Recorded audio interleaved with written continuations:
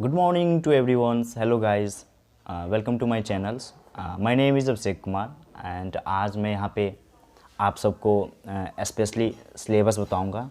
इस चैनल के माध्यम से मैं सिर्फ और सिर्फ पहले पर ये मेरा पहला वीडियो है और इस चैनल के माध्यम से मैं आप सबको ढेर सारा knowledge regarding to get IIT JEM and Bihar boards syllabus subjects सारे के बारे में हम अच्छे से डिस्कस करेंगे यहाँ पे। और आज सबसे पहले मैं इंट्रो देने के लिए यहाँ पे वीडियो ऑन किया था एंड वीडियो क्लोज करके हम स्टार्ट करेंगे कि बिहार बोर्ड का सिलेबस क्या है। और यहाँ पे ख़ास बात यह है कि आपको हिंदी और इंग्लिश दोनों में सिलेबस दी जाएगी क्योंकि ये इम्पोर्टेंट है। यहाँ पे बच्चों को इंग्लिश मिल जाती है, हिंदी नहीं मिलती है, तो आप बेफिक्र रहो, हम आपकी हर एक तरह से मदद करेंगे।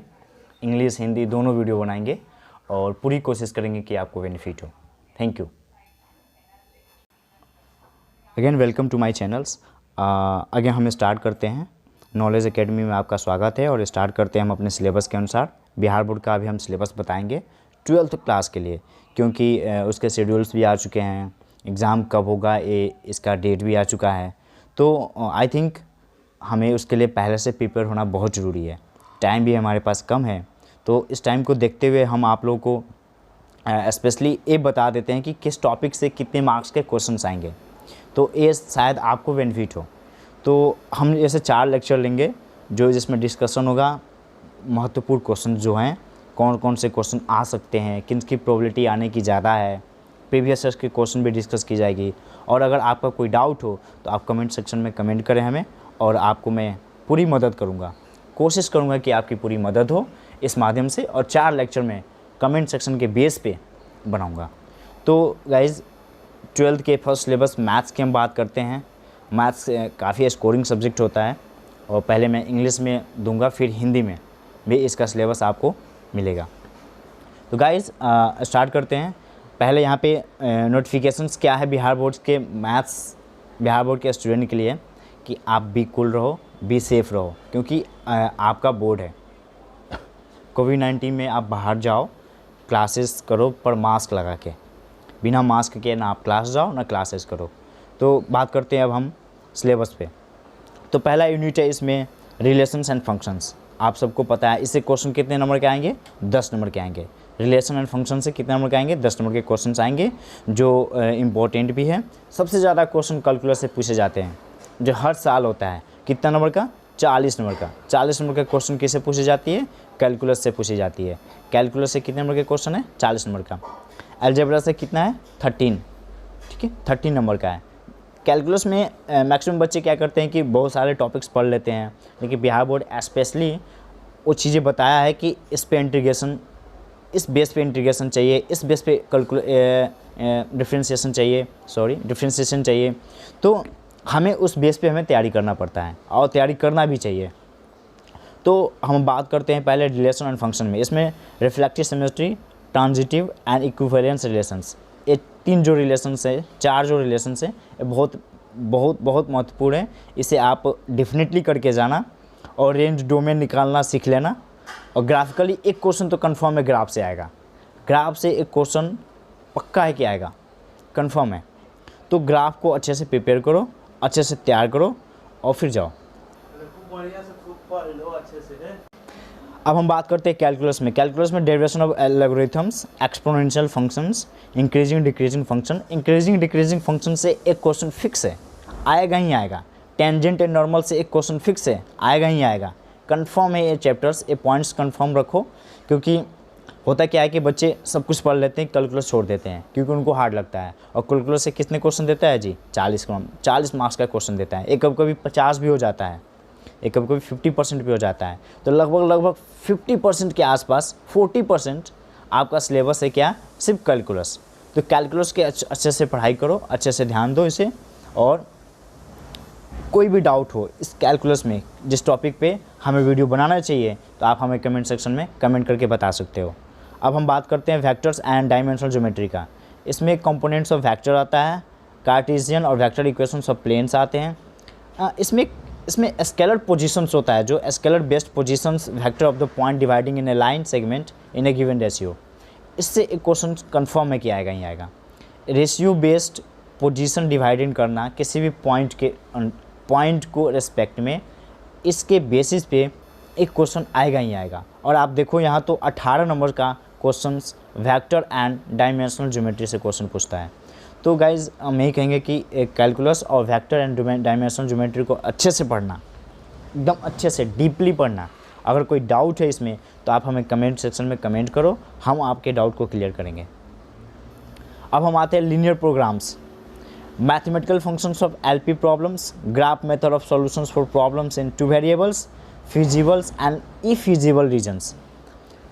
इससे भी क्वेश्चंस आते हैं। एक इससे लंबा क्वेश्चंस आता है 5 नंबर का, और एक 4 नंबर, एक 2 आते हैं ऑब्जेक्टिव और 2 आते हैं सब्जेक्टिव, जो 1-1 नंबर के होते हैं। तो आई थिंक 9 मार्क्स का क्वेश्चन इससे पूछे जाते हैं, कभी कभी ये 12 मार्क्स का भी क्वेश्चन पूछ देता है इससे।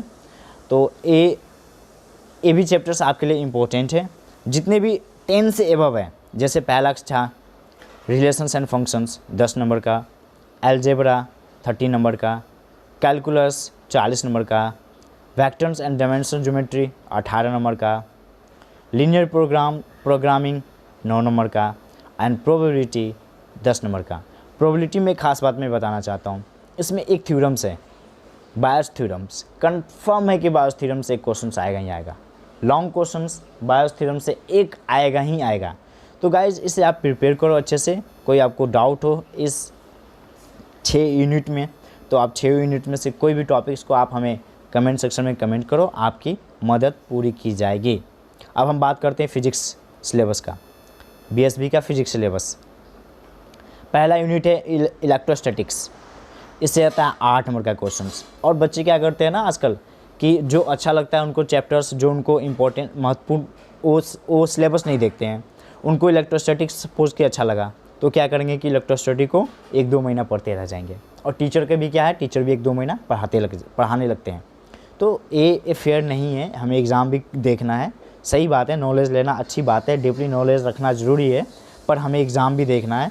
तो मार्किंग स्कीम के बेस पे अगर आप पढ़ाई करते हो तो अच्छा रिजल्ट गेन करोगे, अच्छा मार्क्स गेन करोगे। और करंट इलेक्ट्रिसिटी से 7 नंबर का, magnetic effect and electric current से 8 नंबर का, electromagnetic induction and alternate current से 8 नंबर का, electromotive waves 3 number, optics 4 number. अगर हम इलेक्ट्रोमोटिव वेव्स छोड़ भी देते हैं तो कोई दिक्कत नहीं आएगी, लेकिन हाँ इसमें एक चैप्टर जरूर पढ़ के जाना, इलेक्ट्रोमैग्नेटिक स्पेक्ट्रम। पक्का पूछता है, हर बार पूछता है क्वेश्चन इलेक्ट्रोमैग्नेटिक स्पेक्ट्रम से, और इस बार भी पूछेगा। तो आप इस टॉपिक को छोड़ के मत जाना। बाकी 3 नंबर का क्वेश्चन है तो कोई खास दिक्कत नहीं है, आप छोड़ सकते हो। ऑप्टिक्स में क्या है कि आपको मैग्नीफाइंग पावर ऑफ लेंस, इससे क्वेश्चन कंफर्म है, ऑब्जेक्टिव में आएगा ही आएगा। तो reflections of light, reflections law, refraction law, ये 2-3 जो लॉ है उसे आप पढ़ के जाना, क्योंकि ये बहुत इंपॉर्टेंट है आपके लिए, ये बहुत ज़रूरी भी है। Dual nature of matters 4 number का, एटम एंड न्यूक्लियाई में hydrogen spectrum, energy level and Bohr's model, ये 3 और अदर 4 मॉडल्स ऑफ एटम्स, ये 4 जरूर पढ़ के जाना, क्योंकि इस 4 से हर बार क्वेश्चन आए हैं और इस बार भी आएगा ही आएगा। Bore horse models, energy levels, hydrogen spectrums and other 4 models, ये 4 पढ़ के ज़रूर जाना, क्योंकि इससे क्वेश्चन हर बार पूछा जाता है। ठीक है, अब हम बात करते हैं आपको इलेक्ट्रॉनिक डिवाइस से 7 नंबर के क्वेश्चंस आते हैं।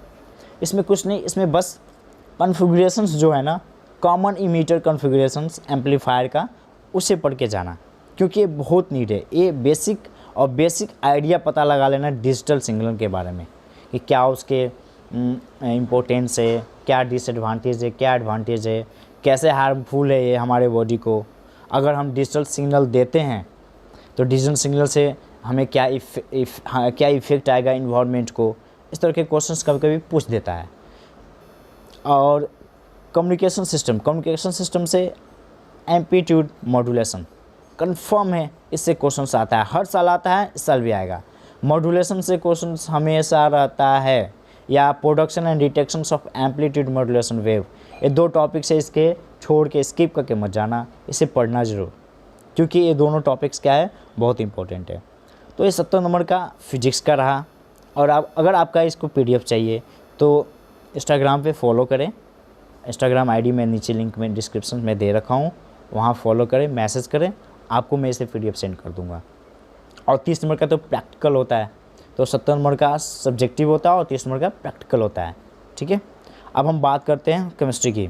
तो कुछ केमिस्ट्री के लिए नोटिफिकेशन से हमारा आप सबके लिए कि students must go through the BSB 12th syllabus 2021 of chemistry in order to know the important topics and marking schemes. क्या बोल रहा है कि आपको ये महत्वपूर्ण है कि आपकी कौन कौन से टॉपिक्स इम्पोर्टेंट है, किसके बेसिस पे, मार्किंग स्कीम के बेसिस पे। आप अपने आप को एनालिसिस करो कि किस चैप्टर से हमें सबसे ज़्यादा क्वेश्चंस आ रहा है, हमारे पास टाइम कम है, हमें किस चैप्टर पे सबसे ज़्यादा ध्यान देना है, कौन सा चैप्टर हमारे लिए वीक है। तो आपको यहाँ से मार्किंग स्कीम पता लग जाएगा, उसके बेस पे आप पता लगा लोगे कि आपके ये चैप्टर्स कमज़ोर है, ये चैप्टर्स ज़्यादा अच्छे हैं, तो आप उसे स्किप कर सकते हो। और जो चैप्टर अच्छे नहीं हैं, जिससे मार्किंग स्कीम उसमें ज़्यादा है, तो आप उसे पढ़ सकते हो। तो ये चीज़ है, ठीक है। Student must solve the Bihar board 12th model papers to know the exam patterns and the types of question frequently asked. मतलब कह रहा है कि आपको मॉडल पेपर जो 12th का आ चुका है या आने वाला है, मुझे नहीं पता अभी, मैं आपको उसका भी इन्फॉर्मेशन आपको अगले वीडियो में दे दूंगा। तो उस पेपर को आप, उस पैटर्न को पढ़ो, उस पैटर्न को देखो, उस पैटर्न के बेस पे उस मॉडल पेपर को सॉल्व करो। ठीक है, किस तरह के क्वेश्चन पूछ सकते हैं वो लोग, वो सारा पैटर्न्स दिए हुए हैं।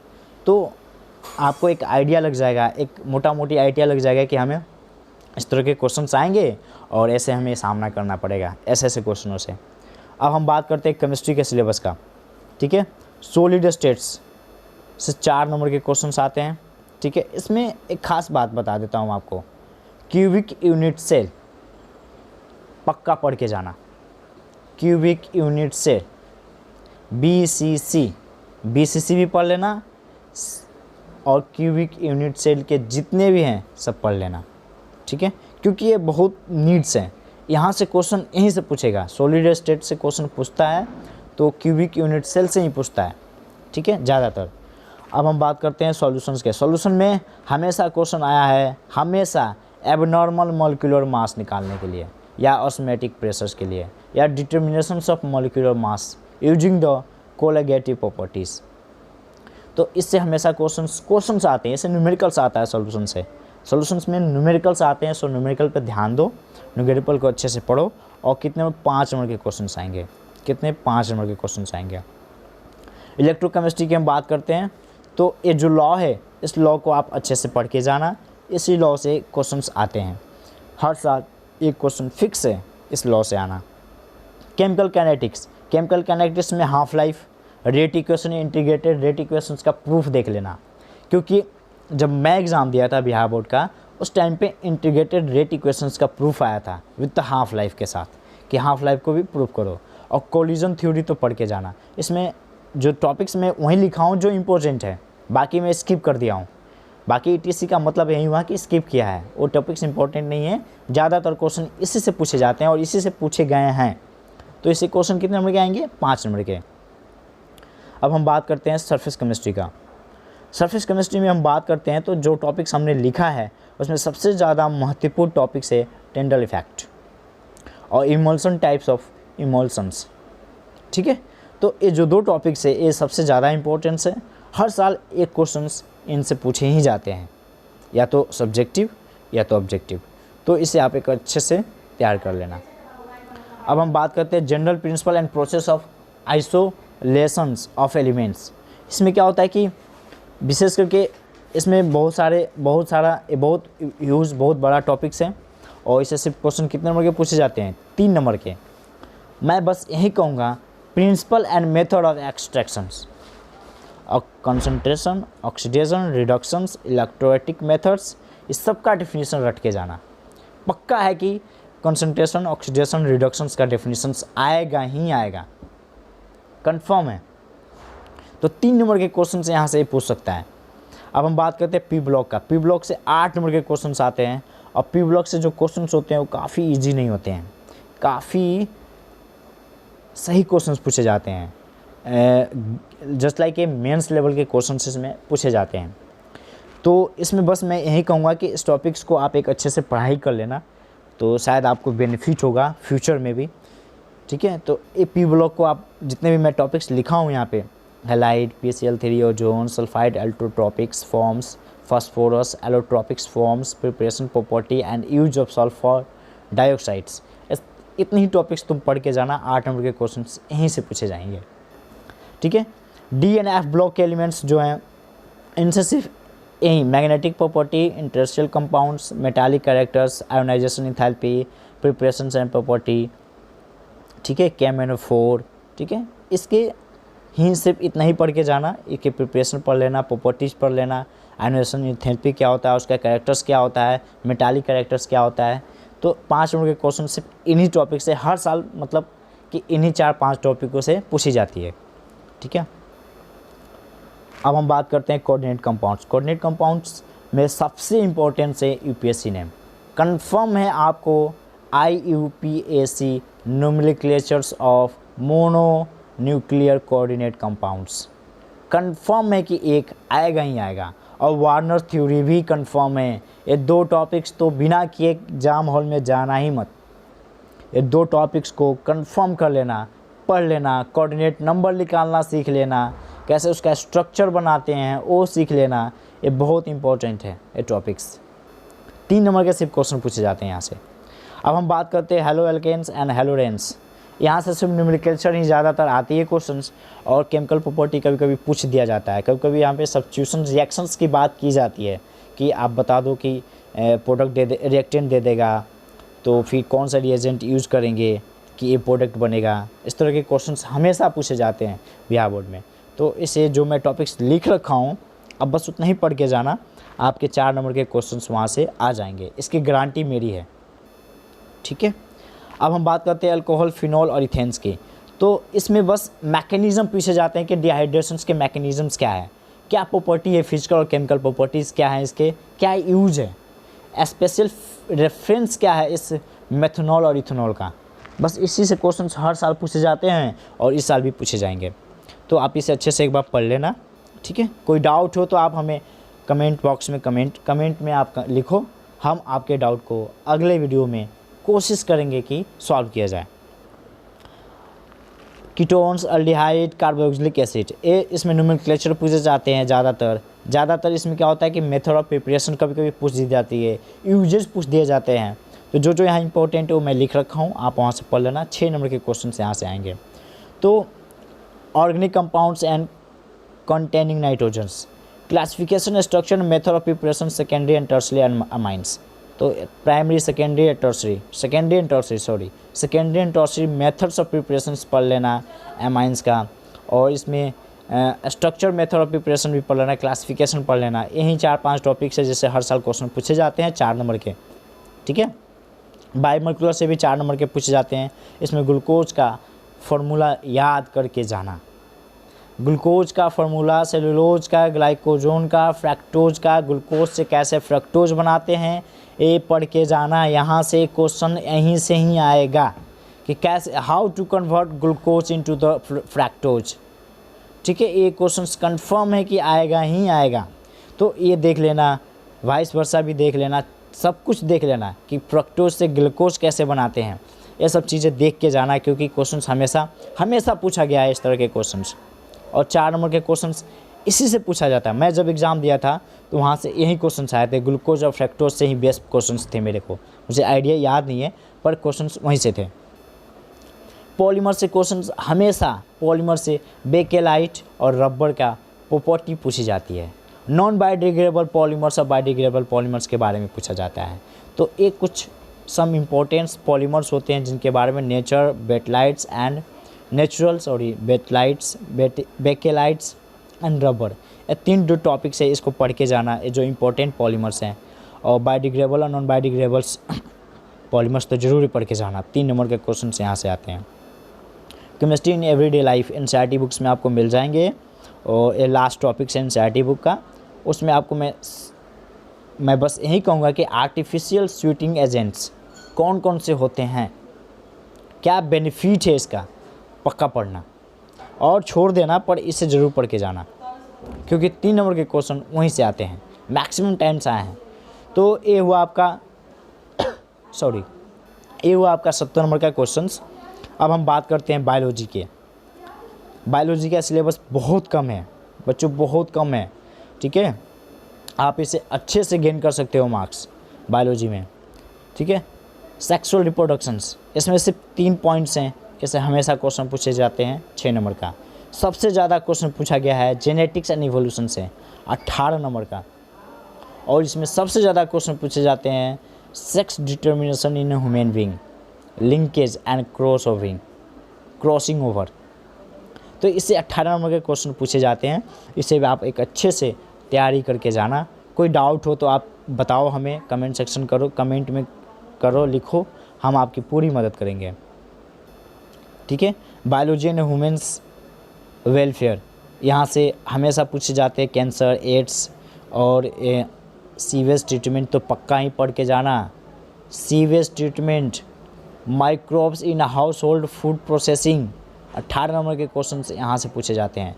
तो आप यहाँ पे एक मोटा मोटी देखते हो तो यूनिट 2 और ये biology and human welfare, biotechnology and it's applications, ये 3 टॉपिक से 18 है। तो आपका ये लगभग 50% से एवं मतलब 54 के आसपास ये मार्क्स होंगे, 54 होंगे। तो आपका इस 3 चैप्टर तैयार हो गया, मतलब कि 54 मार्क्स का क्वेश्चन आपका तैयार हो गया, ठीक है। 10 नंबर का क्वेश्चन आता है इकोलॉजी एंड एनवायरनमेंट से, ठीक है, जिसमें सबसे ज़्यादा इन्वायरमेंटल इश्यूज़ पूछे जाते हैं। इन्वायरमेंटल इश्यूज से क्वेश्चन हर साल पूछे जाते हैं। इकोसिस्टम से क्वेश्चन हर साल पूछे जाते हैं, हर साल एक क्वेश्चन कन्फर्म है होता है। ऑर्गेनिज्म एंड पॉपुलेशन से भी एक क्वेश्चन हर साल, मतलब तीनों टॉपिक बहुत इंपॉर्टेंट है। तीनों टॉपिक को किए भी नहीं एग्जाम हॉल में मत जाना। तो ये 70 नंबर का आपका रहा। तो आप बायोलॉजी स्ट्रीम वालों के लिए एक बात मैं कहना चाहूँगा कि ये 3 टॉपिक के पढ़े। मैथ स्ट्रीम के लिए मैंने एक बात बताया था आप लोगों के लिए कि मैथ में आपको सबसे ज़्यादा मार्क्स कैलकुलस ही दिलाएगा।